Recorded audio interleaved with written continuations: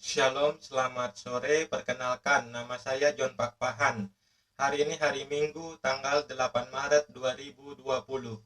Pada saat ini saya akan bicara dengan tema Nabi Muhammad SAW dituduh mencuri. Saya ulangi sekali lagi. Pada saat ini saya akan bicara dengan tema Nabi Muhammad SAW dituduh mencuri. Mari kita mulai.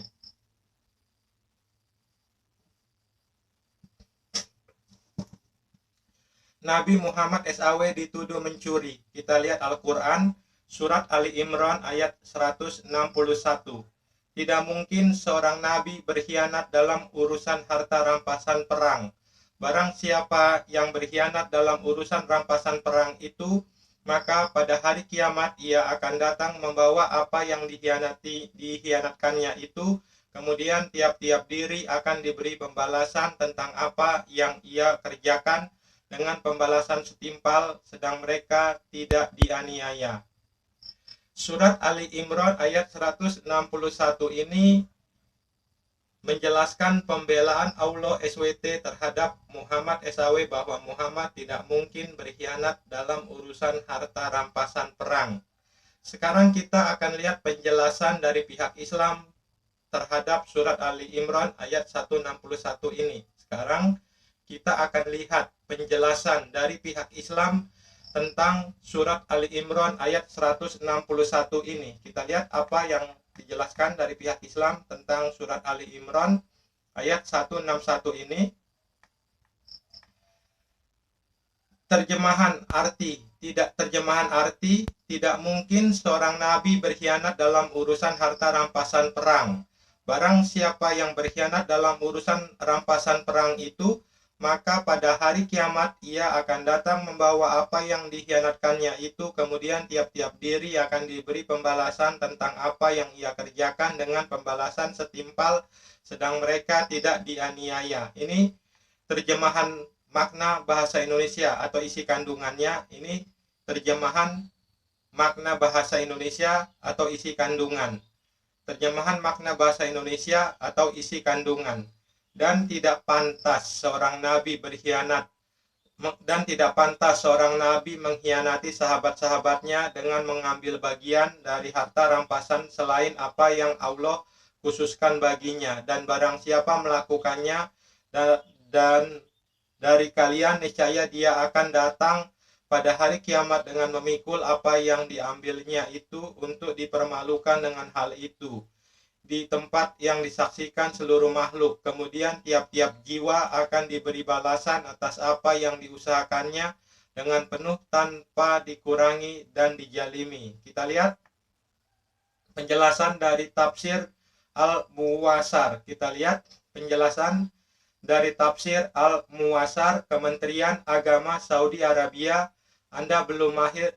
Kita lihat penjelasan dari tafsir Al-Muwasar dari Kementerian Agama Saudi Arabia.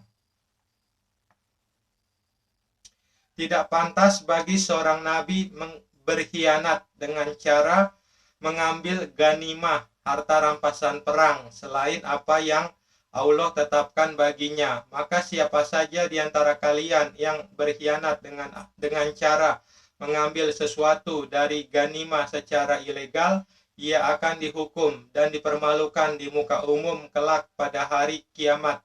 Ia akan datang dengan memikul apa yang diambilnya dari harta ganimah di depan mata semua makhluk. Kemudian setiap orang akan diberi balasan yang setimpal dengan apa yang diperbuatnya secara penuh tanpa dikurangi sedikit pun. Mereka tidak akan dijalimi dengan cara ditambah keburukannya atau dikurangi kebaikannya. Itu adalah tafsir dari Kementerian Arab Saudi. Kita lihat tafsir yang lain. Tafsir Al-Mufassar. Tafsir Al-Mufassar markas atau tafsir Al-Muhtasar atau markas tafsir Riyadh di bawah pengawasan Syekh Dr. Salih bin Abdullah bin Humaid, Imam Masjidil Haram. Allah menyucikan nabinya dan sifat khianat dalam urusan harta ganimah. beliau tidak akan mengambil selain yang Allah tetapkan baginya. Barang siapa yang berkhianat dalam urusan harta ganimah, niscaya ia akan datang di hari kiamat terbelenggu oleh harta itu. Kemudian setiap jiwa akan mendapat balasan atas amalannya dengan sempurna tanpa ada pengurangan sedikit pun. Ini adalah penjelasan tafsir dari Imam Masjidil Haram. Dari tafsir Imam Masjidil Haram, tafsir Al-Muhtasar Imam Masjidil Haram. Itu penjelasan dari Imam Masjidil Haram. Kita lihat. Adi bin Umairah Al-Kindi berkata, aku mendengar Rasulullah bersabda, barang siapa yang kami pekerjakan dalam suatu pekerjaan, kemudian ia menyembunyikan dan kami satu jarum atau lebih atau itu, maka ia akan membelenggunya pada hari kiamat. Adi berkata, maka orang yang berkulit hitam dari kaum Ansar berdiri seakan-akan aku melihatnya sekarang sambil berkata, wahai Rasulullah, terimalah pekerjaan dariku. Rasulullah menjawab, ada apa denganmu? Lelaki itu berkata, aku pernah mendengarmu berkata begini dan begini. Beliau bersabda, dan aku sekarang pun mengatakan, barang siapa di antara kalian yang kami angkat untuk melakukan suatu pekerjaan, maka hendaklah ia mengerjakan pekerjaan itu, baik itu hal besarnya maupun hal kecilnya, dan apa yang diberikan kepadanya, maka ia boleh mengambilnya, dan apa yang tidak boleh diambil, hendaklah ia tidak mengambilnya. Surat As-Sahih 3/1465 nomor 1866, Kitab Al-Imarah, bab keharaman hadiah untuk pekerja. Kita lihat penjelasan yang lain. Oke, ini kita lewatkan penjelasan banyak tafsir. Itu adalah penjelasan dari pihak Islam bahwa Muhammad SAW tidak mungkin berkhianat dalam harta rampasan perang. Itu adalah penjelasan dari pihak Islam, dari Kementerian Arab Saudi dan dari Imam Besar Masjidil Haram bahwa Muhammad SAW tidak mungkin berkhianat dalam hal urusan harta rampasan perang. Saya akan menjelaskan surat Ali Imran ayat 161 tadi. Saya akan menjelaskan surat Ali Imran ayat 161 tadi. Kita ulang lagi suratnya. Ini penjelasan dari saya terhadap surat Ali Imran ayat 161 tadi. Kita akan baca surat Ali Imran ayat 161. Tidak mungkin seorang nabi berkhianat dalam urusan harta rampasan perang.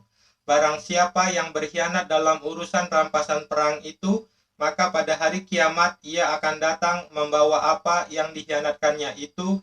Kemudian tiap-tiap diri akan diberi pembalasan tentang apa yang ia kerjakan dengan pembalasan setimpal, sedang mereka tidak dianiayanya. Ini penjelasan dari saya. Tadi kita baca tafsir Al-Muwasar dari Kementerian Agama Saudi Arabia. Oke, kita lihat tafsir dari Kementerian Agama Saudi Arabia. Tidak pantas bagi seorang nabi berkhianat dengan cara mengambil ganimah, harta rampasan perang selain apa yang Allah tetapkan baginya. Maka siapa saja di antara kalian yang berkhianat dengan cara mengambil sesuatu dari ganimah secara ilegal, ia akan dihukum dan dipermalukan di muka umum kelak pada hari kiamat. Ia akan datang dengan memikul apa yang diambilnya dari harta ganimah di depan mata semua makhluk. Kemudian setiap orang akan diberi balasan yang setimpal dengan apa yang telah diperbuatnya secara penuh, tanpa dikurangi sedikit pun. Mereka tidak akan dijalimi dengan cara ditambah keburukannya atau dikurangi kebaikannya. Ini adalah tafsir dari Kementerian Agama Saudi Arabia. Kita lihat lagi, saya akan jelaskan. Tadi itu adalah tafsir dari Kementerian Agama Saudi Arabia. Ini saya akan jelaskan tafsir tersebut.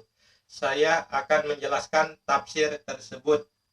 Kenapa pengikut-pengikut Muhammad SAW menuduh Muhammad SAW mencuri harta rampasan perang, sedangkan Muhammad SAW dianggap nabi oleh pengikut-pengikutnya? Saya ulangi sekali lagi. Kenapa pengikut-pengikut Muhammad SAW menuduh Muhammad SAW mencuri harta rampasan perang, sedangkan Muhammad SAW dianggap nabi oleh pengikut-pengikutnya. Ini menjadi pertanyaan yang sangat bagus buat saya. Aulo SWT membela Muhammad SAW dengan mengatakan tidak mungkin seorang nabi berkhianat dalam urusan harta rampasan perang. Aulo SWT membela Muhammad SAW dengan mengatakan tidak mungkin seorang nabi berkhianat dalam urusan harta rampasan perang. Tetapi Aulo SWT tidak menunjukkan kepada Muhammad SAW dan pengikut-pengikutnya siapakah sebenarnya yang mencuri harta rampasan perang itu. Saya ulangi sekali lagi. Tetapi Aulo SWT tidak bisa menunjukkan kepada Muhammad SAW dan pengikut-pengikutnya siapakah sebenarnya yang mencuri harta rampasan perang itu. Ini juga menjadi pertanyaan yang sangat bagus buat saya. Saya akan memberikan contoh perbandingan untuk membuat kita mengerti apa yang sebenarnya terjadi. Saya ulangi sekali lagi. Saya akan memberikan contoh pembanding untuk membuat kita mengerti apa yang sebenarnya terjadi. Saya akan memberikan contoh pembanding untuk membuat kita mengerti apa yang sebenarnya terjadi. Ini contoh yang saya berikan. Di suatu kelas terjadi kehilangan handphone. Semua siswa menuduh si A yang mencuri handphone tersebut. Kenapa semua siswa di kelas menuduh si A yang mencuri handphone tersebut, padahal belum ada barang buktinya? Karena si A sudah dikenal semua siswa di kelas itu suka mencuri barang-barang orang lain. Jadi, bila besok ada kehilangan barang di kelas, maka si A lah yang pertama-tama menjadi tersangka sebagai pencurinya karena si A mempunyai reputasi sebagai pencuri di dalam kelas.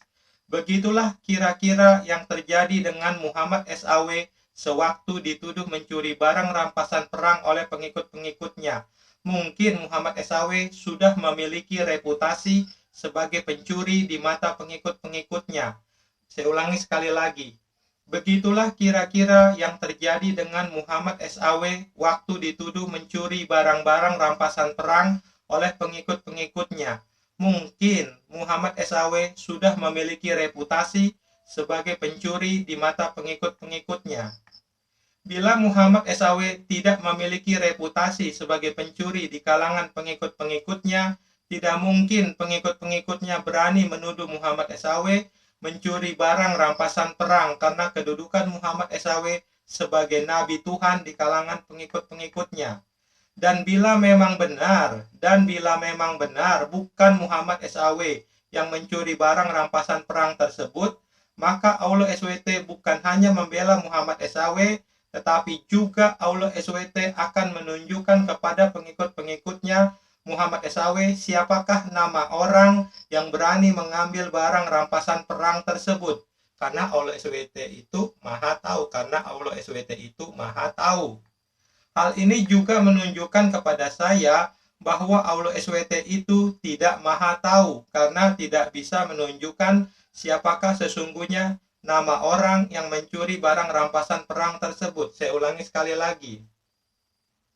Hal ini juga menunjukkan kepada saya bahwa Allah SWT itu tidak maha tahu karena tidak bisa menunjukkan siapakah sesungguhnya nama orang yang mencuri barang rampasan perang tersebut. Kalau hal ini juga menunjukkan kepada saya bahwa Allah SWT itu tidak maha tahu karena tidak bisa menunjukkan siapakah sesungguhnya nama orang yang mencuri barang rampasan perang tersebut.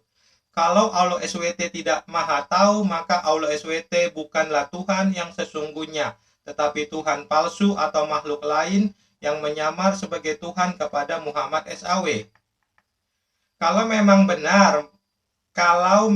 benar bukan Muhammad SAW yang mencuri barang rampasan perang itu dan Allah SWT maha tahu, maka Allah SWT bukan hanya membela Muhammad SAW, tetapi juga harus bisa menunjukkan siapa nama orang yang mencuri barang rampasan perang tersebut. Saya ulangi sekali lagi. Kalau memang benar bukan Muhammad SAW yang mencuri barang rampasan perang itu dan Allah SWT Maha Tahu, maka Allah SWT bukan hanya membela Muhammad SAW, tetapi juga harus bisa menunjukkan siapa nama orang yang mencuri barang rampasan perang tersebut. Kalau Allah SWT tidak bisa menunjukkan orang yang mencuri barang rampasan perang tersebut, maka memang benar Muhammad SAW lah yang mencuri barang rampasan perang tersebut. Saya ulangi sekali lagi. Kalau Allah SWT tidak bisa menunjukkan orang yang mencuri barang rampasan perang tersebut, maka memang benar Muhammad SAW lah yang mencuri barang rampasan perang tersebut. Saya ulangi sekali lagi. Kalau Allah SWT tidak bisa menunjukkan orang yang mencuri barang rampasan perang tersebut, maka memang benar Muhammad SAW lah yang mencuri barang rampasan perang tersebut. Sebagai pembanding, saya akan memberikan kasus yang sama tentang pencurian di dalam Alkitab. Sebagai pembanding, saya akan memberikan kasus yang sama tentang pencurian di dalam Alkitab. Tuhan orang Kristen bisa menunjukkan siapa orang yang mencuri barang tersebut. Tidak seperti Allah SWT dalam Al-Quran yang cuma bisa membela Muhammad SAW tetapi tidak bisa menunjukkan siapakah orang yang mencuri barang rampasan perang tersebut. Kita lihat Alkitab. Buka Alkitab. Yosua 7 ayat 1 sampai 26 sampai Yosua 8 ayat 1 sampai 35. Sekali lagi saya ulangi, ambil Alkitab kalian. Buka Alkitab Yosua 7 ayat buka Alkitab Yosua 7 ayat 1 sampai ayat 26 sampai Yosua 8 ayat 1 sampai ayat 35. Kita lihat Yosua 7 ayat 1 sampai ayat 26 sampai Yosua 8 ayat 1 sampai ayat 35. Kita bacakan. Tetapi orang Israel berubah setia dengan mengambil barang-barang yang dikhususkan itu.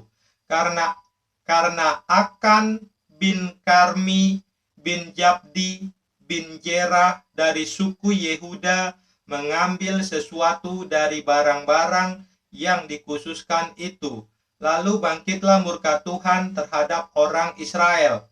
Yosua menyuruh orang dari Yeriko ke Ai yang letaknya dekat Bet Awen di sebelah timur Betel dan berkata kepada mereka demikian, pergilah ke sana dan intailah negeri itu. Maka pergilah orang-orang itu ke sana dan mengintai kota Ai. Kemudian kembalilah mereka kepada Yosua dan berkata kepadanya, tidak usah seluruh bangsa itu pergi, biarlah hanya kira-kira 2 atau 3 ribu orang pergi untuk menggempur Ai itu. Janganlah kau susahkan seluruh bangsa itu dengan berjalan ke sana, sebab orang-orang di sana sedikit saja. Maka berangkatlah kira-kira 3.000 orang dari bangsa itu ke sana, tetapi mereka melarikan diri di depan orang-orang Ai. Sebab orang-orang Ai menewaskan kira-kira 36 orang dari mereka. Orang-orang Israel itu dikejar dari depan pintu gerbang kota itu sampai Shebarim dan dipukul kala di lereng. Lalu tawarlah hati bangsa itu amat sangat. Yosua pun mengoyakkan jubahnya dan sujudlah ia dengan mukanya sampai ke tanah di depan tabut Tuhan hingga petang bersama dengan para tua-tua orang Israel sambil menaburkan debu di atas kepalanya. Dan berkatalah Yosua, ah Tuhanku Allah, mengapa engkau menyuruh bangsa ini menyeberangi sungai Yordan supaya kami diserahkan kepada orang Amori untuk dibinasakan? Lebih baik kalau kami putuskan tadinya untuk tinggal di seberang sungai Yordan itu. Oh Tuhan, apakah yang akan kukatakan setelah orang Israel lari membelakangi musuhnya?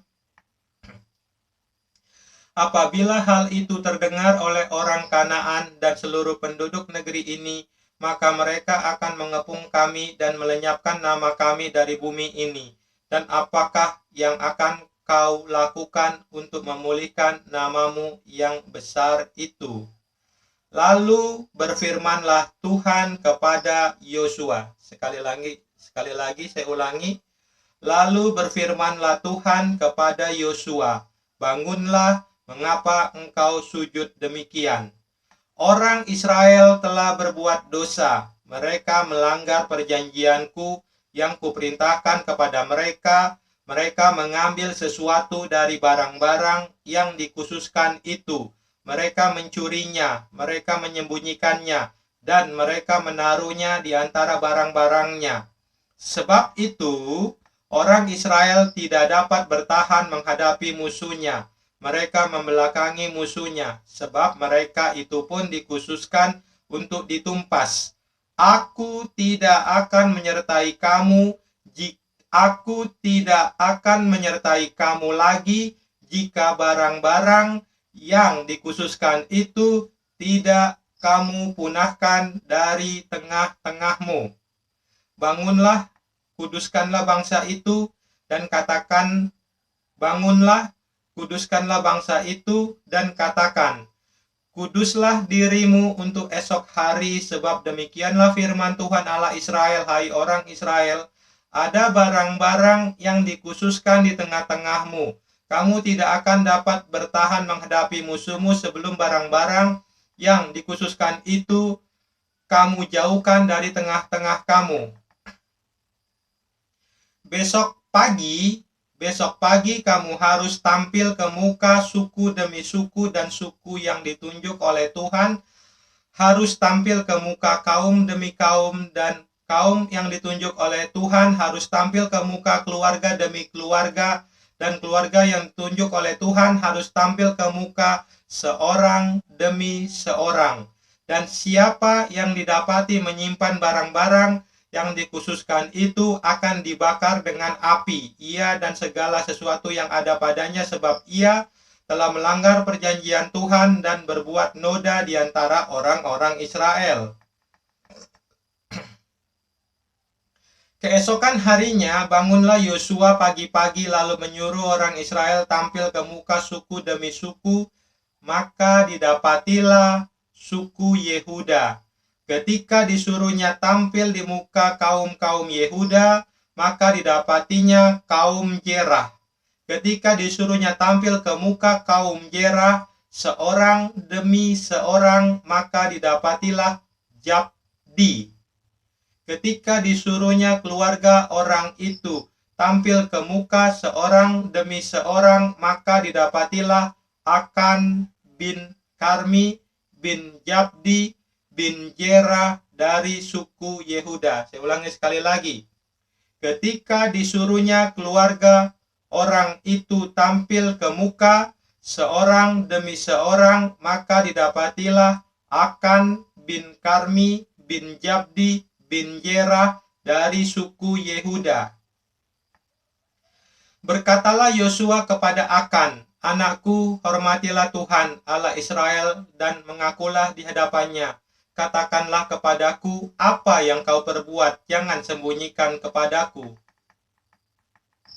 Lalu Akan menjawab Yosua, katanya, benar, akulah yang berbuat dosa.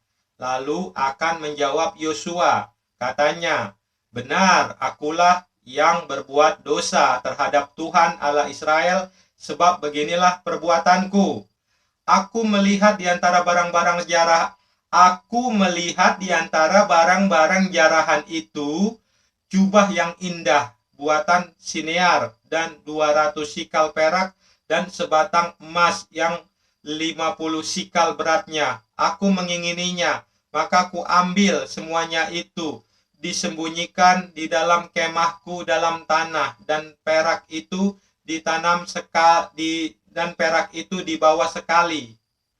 Sekali lagi saya ulangi, ini pengakuan Akan terhadap barang-barang yang dia curi. Ini adalah pengakuan Akan terhadap barang-barang yang dia curi.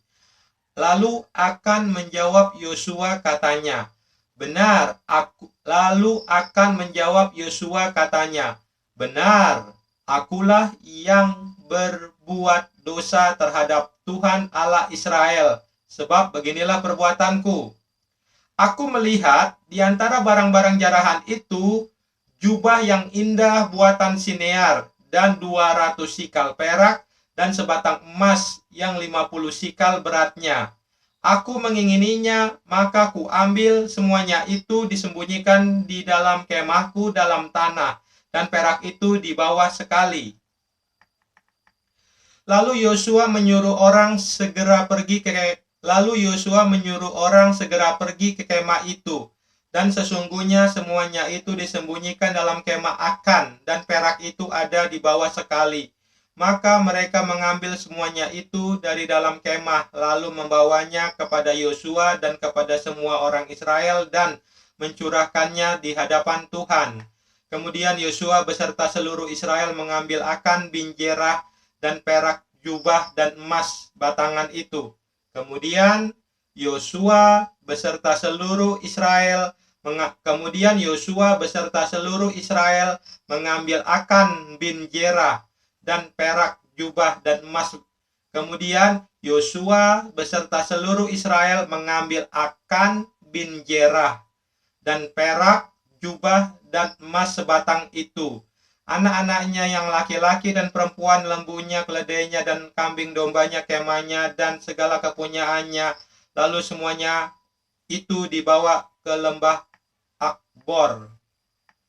Berkatalah Yosua, seperti engkau mencelakakan kami, maka Tuhan pun mencelakakan engkau pada hari ini. Lalu seluruh Israel melontari dia dengan batu, semuanya itu dibakar dengan api dan dilempari dengan batu.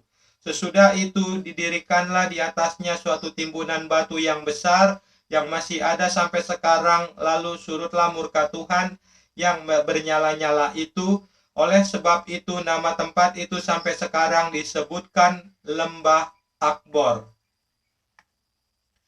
Kemudian berfirmanlah Tuhan kepada Yosua, janganlah takut dan janganlah tawar hati. Bawalah seluruh tentara dan bersiaplah, majulah ke Ai. Ketahuilah aku serahkan kepadamu raja negeri Ai, rakyatnya, kotanya, dan negerinya. Dan haruslah kau lakukan kepada Ai dan rajanya seperti yang kau lakukan kepada Yeriko dan rajanya, hanya barang-barangnya dan ternaknya boleh kamu jarah. Suruhlah orang bersembunyi di belakang kota itu. Lalu bersiaplah Yosua beserta seluruh tentara untuk pergi ke Ai. Yosua memilih 30.000 orang pahlawan-pahlawan yang gagah perkasa. Mereka disuruhnya pergi pada waktu malam. Dan kepada mereka diperintahkannya, katanya, ketahuilah kamu harus bersembunyi di belakang kota itu untuk menyerangnya. Janganlah terlalu jauh dari kota itu, dan bersiap-siaplah kamu sekalian. Aku dan semua orang yang bersama-sama dengan aku akan mendekati kota itu. Apabila mereka keluar menyerbu kami seperti yang pertama kali, maka kami akan melarikan diri dari hadapan mereka. Jadi mereka akan keluar menyusul kami, sehingga kami memancing mereka jauh dari kota itu. Sebab mereka akan berkata, orang-orang itu melarikan diri dari hadapan kita seperti yang pertama kali. Jika kami melarikan diri dari hadapan mereka, maka kamu harus bangun dari tempat persembunyianmu itu untuk menduduki kota itu, dan Tuhan Allahmu akan menyerahkannya ke dalam tanganmu. Segera setelah kamu merebut kota itu, haruslah kamu membakarnya sesuai dengan firman Tuhan. Kamu harus melakukan semuanya itu. Ingatlah, itulah perkataanku kepadamu. Demikianlah Yosua menyuruh mereka pergi, lalu berjalanlah mereka ke tempat persembunyian dan tinggal di antara Betel dan Ai di sebelah barat Ai. Tetapi Yosua bermalam di tengah-tengah rakyat pada malam itu. Keesokan harinya Yosua bangun pagi-pagi, lalu diperiksanyalah barisan bangsa itu, dan berjalanlah ia maju beserta para tua-tua orang Israel di depan bangsa itu ke Ai. Juga seluruh tentara yang bersama-sama dengan dia berjalan maju. Mereka berjalan maju, mereka maju mendekat, lalu sampai ke tentangan kota itu. Kemudian berkemahlah mereka di sebelah utara Ai, sehingga lembah itu ada di antara mereka dan Ai. Yosua telah mengambil kira-kira 5.000 orang, lalu disuruhnya mereka bersembunyi di antara Betel dan Ai di sebelah barat kota itu.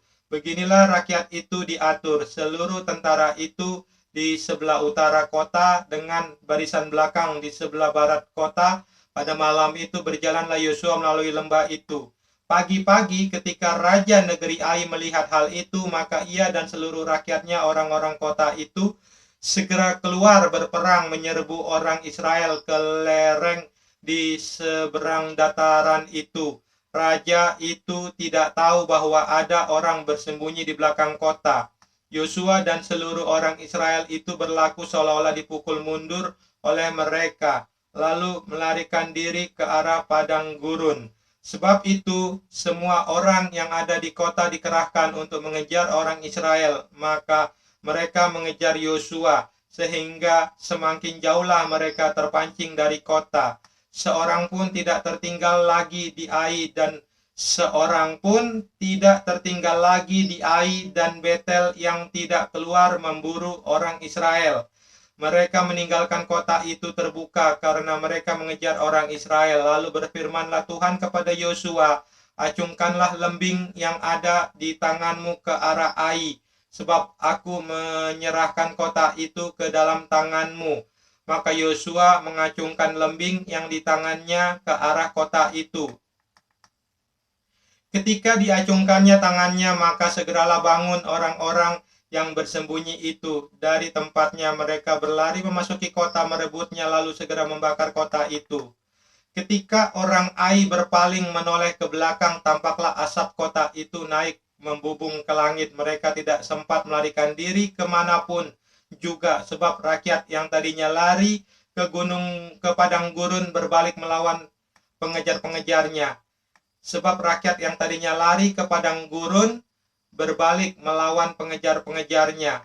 Ketika Yosua dan seluruh Israel melihat bahwa orang-orang yang bersembunyi itu telah merebut kota dan bahwa asap kota itu naik membubung, berbaliklah mereka lalu menewaskan orang-orang Ai. Sementara itu juga keluar orang-orang Israel yang lain dari dalam kota menyerbu orang-orang Ai, sehingga terjepit di tengah-tengah orang Israel itu. Yang ini dari sini dan yang itu dari sana. Orang-orang Ai ditewaskan sehingga seorang pun dari mereka tidak ada yang dibiarkan terlepas atau luput. Tetapi Raja Ai ditangkap mereka hidup-hidup dan dihadapkan kepada Yosua. Segera sesudah orang Israel selesai membunuh seluruh penduduk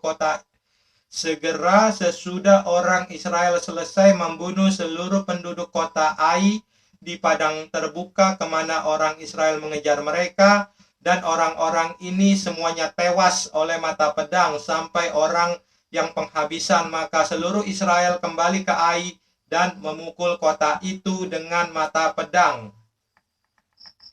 Jumlah semua orang yang tewas pada hari itu, baik laki-laki, jumlah semua orang yang tewas pada hari itu, baik laki-laki maupun perempuan, ada 12.000 orang, semuanya orang Ai. Dan Yosua tidak menarik tangannya yang mengacungkan lembing itu sebelum seluruh penduduk kota Ai ditumpasnya. Hanya ternak dan barang-barang kota itu dijarah oleh orang Israel sesuai dengan firman Tuhan yang diperintahkannya kepada Yosua. Hanya ternak dan barang-barang kota itu dijarah oleh orang Israel sesuai dengan firman Tuhan. Hanya ternak dan barang-barang kota itu dijarah oleh orang Israel sesuai dengan firman Tuhan yang diperintahkannya kepada Yosua. Yosua membakar Ai dan membuatnya menjadi timbunan puing untuk selama-lamanya, menjadi tempat yang tandus sampai sekarang. Dan Raja Ai digantungnya pada sebuah tiang sampai petang. Ketika matahari terbenam, Yosua memerintahkan orang menurunkan mayat itu dari tiang lalu dilemparkan di depan pintu gerbang kota. Kemudian didirikan oranglah di atasnya suatu timbunan batu yang besar yang masih ada sampai sekarang. Pada waktu itulah Yosua mendirikan mezbah di Gunung Ebal bagi Tuhan Allah Israel, seperti yang diperintahkan Musa, hamba Tuhan, kepada orang Israel, menurut apa yang tertulis dalam kitab hukum Musa, suatu mezbah dari batu-batu yang tidak dipahat, yang tidak diolah dengan perkakas besi apapun. Di atasnya lah mereka mempersembahkan korban bakaran kepada Tuhan dan mengorbankan korban keselamatan. Dan di sanalah di atas batu-batu itu dituliskan Yosua salinan hukum Musa yang dituliskannya di depan orang Israel. Seluruh orang Israel, para tua-tuanya, para pengatur pasukannya, dan para hakimnya berdiri sebelah menyebelah tabut berhadapan dengan para imam yang memang suku Lewi, para pengangkat tabut perjanjian saya ulangi. Dan di sanalah di atas batu-batu itu dituliskan Yosua salinan hukum Musa yang dituliskannya di depan orang Israel. Seluruh orang Israel, para tua-tuanya, para pengatur pasukannya, dan para hakimnya berdiri sebelah menyebelah tabut berhadapan dengan para imam yang memang saya ulangi sekali lagi. Dan di sanalah di atas batu-batu itu dituliskan Yosua salinan hukum Musa yang dituliskannya di depan orang Israel. Seluruh orang Israel, para tua-tuanya, para pengatur pasukannya, dan para hakimnya berdiri sebelah menyebelah tabut berhadapan dengan para imam yang memang suku Lewi, para pengangkat tabut perjanjian Tuhan itu, baik pendatang maupun orang negeri. Setengahnya menghadap ke gunung Gerizim dan setengahnya lagi menghadap ke gunung Ebal, seperti yang dahulu diperintahkan oleh Musa hamba Tuhan apabila orang memberkati bangsa Israel. Sesudah itu dibacakannya lah segala perkataan hukum Taurat, berkatnya dan kutuknya sesuai dengan segala yang ada tertulis dalam kitab hukum. Tidak ada sepatah kata pun dari segala apa yang Sesudah itu dibacakannya lah segala perkataan hukum Taurat, berkatnya dan kutuknya sesuai dengan segala apa yang tertulis dalam kitab hukum. Tidak ada sepatah kata pun dari segala apa yang diperintahkan Musa yang tidak dibacakan oleh Yosua kepada seluruh jemaat Israel dan kepada perempuan-perempuan dan anak-anak dan kepada pendatang yang ikut serta. Itu adalah contoh pembanding kasus pencurian di dalam Alkitab. Tuhannya orang Kristen bisa menunjukkan siapa nama orang yang mencuri harta rampasan perang pada zaman Yosua. Sedangkan Aulo SWT tidak bisa menunjukkan siapa nama orang yang mencuri harta rampasan perang pada zaman Muhammad SAW. Sekali lagi saya ulangi. Di dalam Alkitab, Tuhannya orang Kristen bisa menunjukkan siapa nama orang yang mencuri harta rampasan perang pada zaman Yosua. Sedangkan Aulo SWT tidak bisa menunjukkan siapa nama orang yang mencuri harta rampasan perang pada zaman Muhammad SAW. Aulo SWT hanya bisa membela Muhammad tetapi tidak bisa menunjukkan siapa sebenarnya pencuri harta rampasan perang itu. Kalau Aulo SWT tidak bisa menunjukkan siapa nama orang yang mencuri harta rampasan perang itu, maka memang benarlah Muhammad SAW yang mencuri harta rampasan perang itu. Saya ulangi sekali lagi.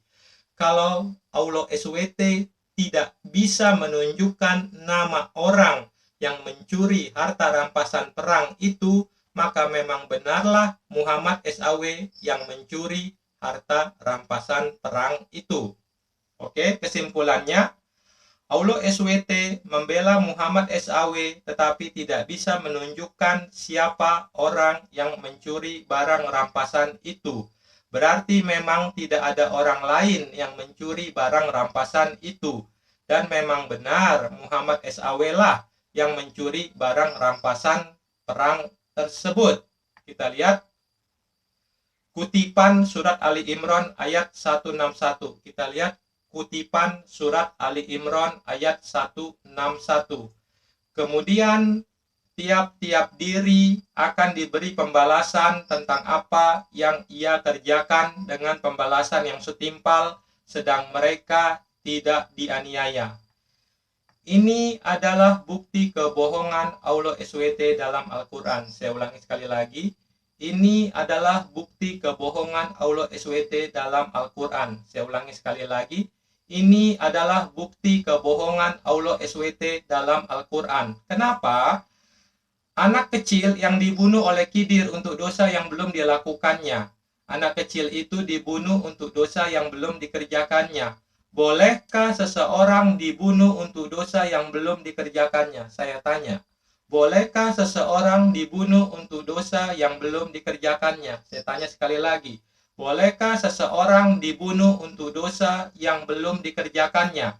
Kalau jawabannya tidak boleh, maka terbukti dengan nyata bahwa Aulo SWT sudah mengajarkan ajaran sesat kepada Khidir, dan Khidir mengajarkan ajaran sesat itu kepada Nabi Musa alaihissalam. Itulah penjelasan saya tentang Muhammad SAW dituduh mencuri harta rampasan perang, lalu Aulo SWT membela Muhammad SAW, tetapi Aulo SWT tidak sanggup menunjukkan siapa nama pencuri yang sebenarnya. Sedangkan Tuhan orang Kristen dalam Alkitab dengan kasus yang sama, kasus pencurian harta rampasan perang, Tuhannya orang Kristen sanggup menunjukkan siapa nama orang yang mencuri harta rampasan perang itu. Jadi terbukti bahwa Allah SWT tidak maha tahu atau memang benar Muhammad SAW lah sesungguhnya yang mencuri harta rampasan perang tersebut. Terima kasih. Shalom. Tuhan Yesus Kristus memberkati.